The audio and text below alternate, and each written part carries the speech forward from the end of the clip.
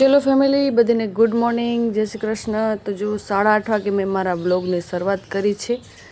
ટૂંક સમયમાં હું જલ્દી એટલો કોન્ફિડન્સ લઈ આવીશ કે ડાયરેક્ટ બ્લોગ બનાવીશ. હમણાં હું બનાવતી નથી ને એટલે મને થોડુંક અનકમ્ફર્ટેબલ લાગે ડાયરેક્ટ બોલવામાં, જેમ કે અત્યારે વોઇસ ઓવર કરું છું.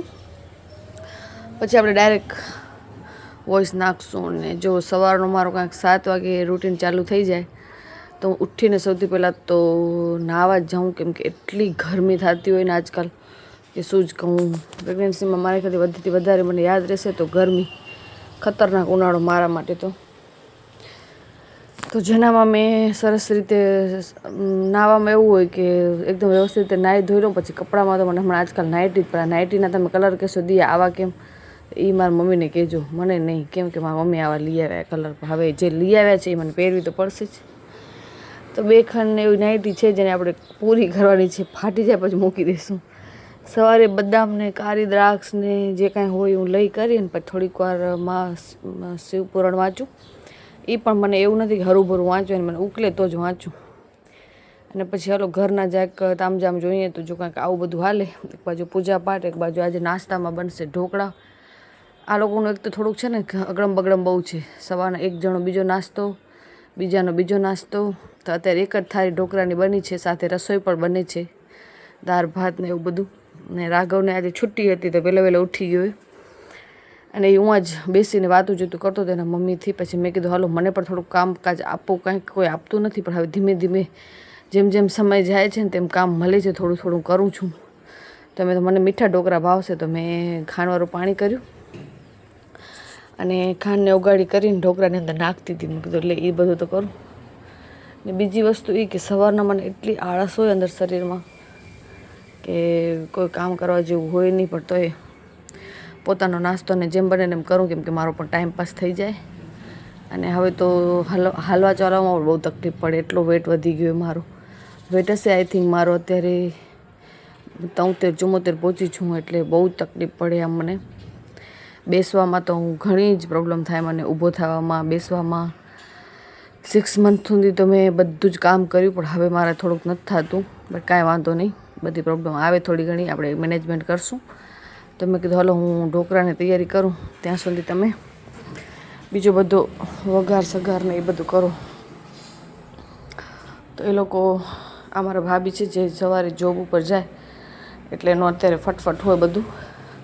તમે એમાં બહુ ઓનર લેજો કે કેમ આટલું બધું જલ્દી પણ એમ જ હોય સવારે બધાને ગાઈ. તો દાળ ભાત શાક રોટલી બધું ઘર સવારે બની જાય આમ તો. અને મારે જેવી છોકરી જે કામ જ શોધતી હોય, થોડા દિવસ તો કામ જ શોધતી હતી કે શું કામ કરું.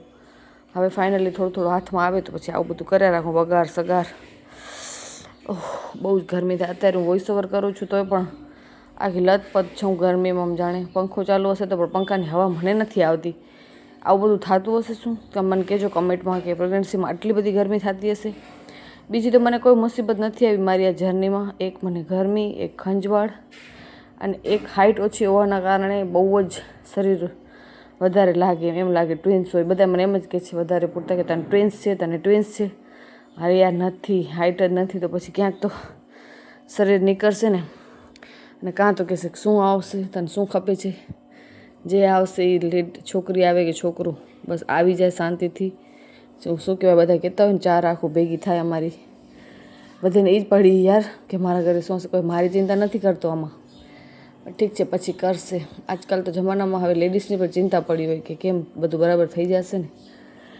પણ કાંઈ વાંધો નહીં, આપણું બધું ફર્સ્ટ ટાઈમ છે એટલે થોડાક નવા એક્સપિરિયન્સ. તો સવારના નાસ્તામાં મને મોસ્ટ ઓફ તો પરોઠા જ ખપે, પણ હવે પરોઠાને મૂકીને થોડુંક નવું ટ્રાય કરું. જો ઢોકળા મસ્ત મજાના યલો થઈ ગયા. સવારના રંગીન નાસ્તો હોય ને તો મજા આવે આમ. હવે હું તમને અહીંયા આગળ મારી સિચ્યુએશન બતાવું કે હું કેવી રીતે બેસું છું. સાવ આમ જો એકદમ આવી રીતે કરી, અને મારાથી બેસાતો તો બિલકુલ નથી, પણ તોય નીચે બેસવાની પૂરી ટ્રાય કરું. ફટા હવે ઊભે પહેલાં કરતી હતી, હજી પણ બેઠી ફટા નથી થતા. અને આજે તો ગોટાળો થઈ પડ્યો હતો. ઘરે અમારો ગેસનો બાટલો હાલ્યો ગયો હતો સવારના પોરમાં. કોઈ દી બાટલાનો બધાને ટાઈમિંગ કેવી ખતરનાક હોય, સવારના ભાગમાં જાય, રાતના ને એમ નહીં જાય. તો મેં કીધું આજે પણ હું કંઈક ટાઈમ પાસ કરું. તો મેં દાળ હું વઘારું.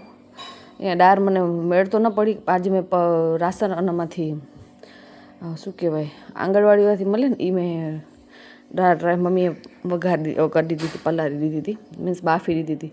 અને ઇલેક્ટ્રિક સગડી ઉપર હું ફર્સ્ટ ટાઈમ કાંઈક બનાવવા જઈ રહી છું, પહેલી વખત દાળ. નહીંતર મેં કોઈ દી કાંઈ બનાવ્યું નથી.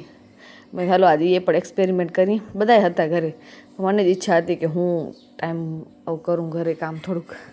બીજું બધું તો થઈ ગયું છે. તો બસ મેં કીધું હલો ટમેટા મરચાં ડુંગળી ચોપિંગ કર્યા, પણ ઘર જેવી દાળ તો તોય મારાથી ન જ બની, કેમ કે મોસ્ટ ઓફ હું ઘરે જે બનાવું ને એવો મને સ્વાદ હજી પણ નથી મળ્યું. મને હું વધારે પૂરતી છે ને મારી આ જર્નીમાં મારા જ હાથની રસોઈ વધારે પસંદ આવે, બીજાના હાથનો થોડુંક ઓછો ભાવે છે. સારું હોય કહેવાય ને, થોડુંક ખરાબ હોય કહેવાય. હવે તો ભલે થઈ ગયું, તો પહેલાં મને બિલકુલ ન ભાવતું બીજાના હાથનું. અહીંયા પણ તકલીફ થાય છે, પણ હવે નથી થતી. હવે ખબર જ છે કે બધાને મારા માટે કરીને કેટલા એડજસ્ટ કરશે. મને ખબર છે હમણાં મોરું બિલકુલ, હું શરૂઆતથી જ તીખું તમ તો એવું કાંઈ ખાતી જ નથી, જેમ બને ને મોરું સાવ. તો જેના કારણે હવે જરાક પણ થોડું તીખું ખાઉં છું ને તો બહુ હેરાન થાઉં છું. જેમ કે કબજિયાતની પ્રોબ્લેમ હોય અને બધી રીતે એમ કે થાઉં, તો એના કરતાં મને એમ થાય કે જેમ બને એમ હવે મોરું ખાય. તો જો મારી દાળનો કલર પણ તમે જોઈ શકો છો, યલો ઢોકળા યલો, દાળ યલો. તો મમ્મી તોય આ ઘણો જ છે યાર.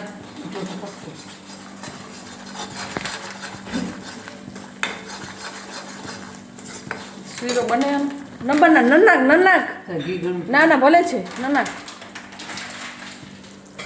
આ આંગણવાડીમાંથી રાગીનો લોટ મળ્યો તો મેં કીધું શીરો બનાવીએ, પણ કાંઈ અજીબ જ મને આને જોઈને કાંઈક ફિલિંગ આવતી હતી. તમને આને જોઈને શું લાગ્યું? મેં ખાધો હશે.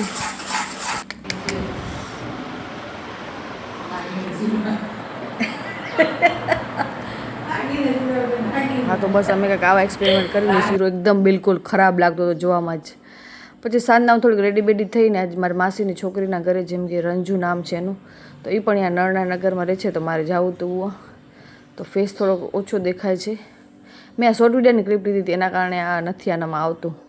તો સાંજના અડધો કલાકનો આજે મેં વોક કર્યો, આટલું હું હાલી છું. તો ચલો મારે થાય છે બ્લોગ બનાવું છું, અને હું કાલે બનાવું વળી પાછો બીજો બ્લોગ.